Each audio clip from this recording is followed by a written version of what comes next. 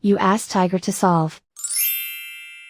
This deals with linear equations with one unknown. The final result is x equals 150. Let's solve it step by step. Group all constants on the right side of the equation. Subtract 37,500 from both sides. Group like terms. Simplify the arithmetic.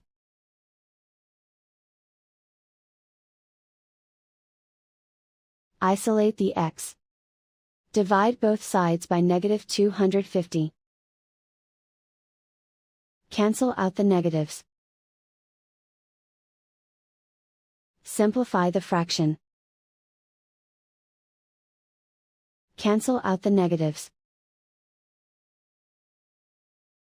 Find the greatest common factor of the numerator and denominator.